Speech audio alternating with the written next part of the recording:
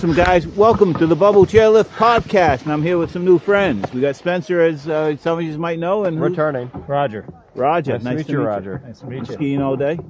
Yeah, so Awesome. far. Awesome. Good day. Very, very good.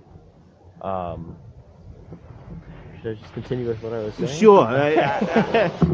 Guys, you'll catch up to this. We're jumping into the middle of a conversation that was just incredible. Basically, 17, senior at high school, and at my school in Florida, we do this very unique thing called Senior Project. It's actually not that unique, it's all across the nation, but pretty much it's where you show off what you learned throughout high school and you make a project out of it. For me, I decided to write a musical based on Pink Floyd's The Wall. It's one of their albums. YouTube, if you don't know who Pink Floyd is, Spencer has assured us it's a big band. They're a pretty large scale band. They're pretty good too. I like them a lot. And I decided, like I said, to write a musical based off of them. And the project was about it. You were given about 7 months to work on it, but for the first 3 months, I decided that it would be brainstorming. So it exclusively brainstormed, not write anything down, come up with dialogue, characters, how I want songs to look and act on stage. Then from there, we started writing a research paper. This research paper was to relate to your project, but not be about your project. For me, I wrote a 7-page essay on creative writing and why creative writing is beneficial in schools. I didn't really like the essay. It was kind of one of the worst essays I've ever written, but just to get it done, I got it done. Then, come around October, November time, I go up to my teacher because that's about when I finish my brainstorming. So I go up to my teacher and what are the next steps for my senior project? Do I need to log everything that I need to do? Should I take photos of everything? Do I have to write another essay? And thankfully all those questions got answered, but in that question came a problem. Turns out that the senior project that I was planning for was due almost a month and a half earlier than I was expecting.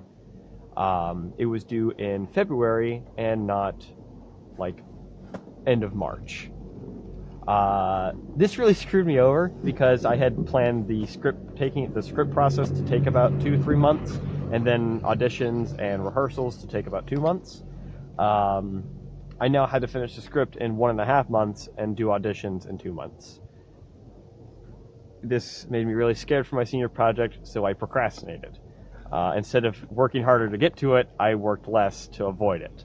And then in about 2.5 weeks, I wrote an entire script and got people done, rehearsed and whatnot, for a show that ended up taking about an hour and a half.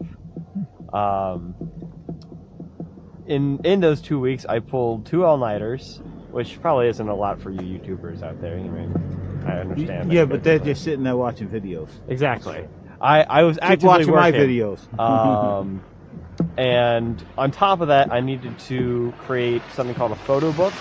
I needed to log all of my times. I needed to have a mentor, which I didn't have a mentor at the time, so I just scrambled around and found one. Granted, that was after my senior project was finished, so they were just filling out paperwork at that point.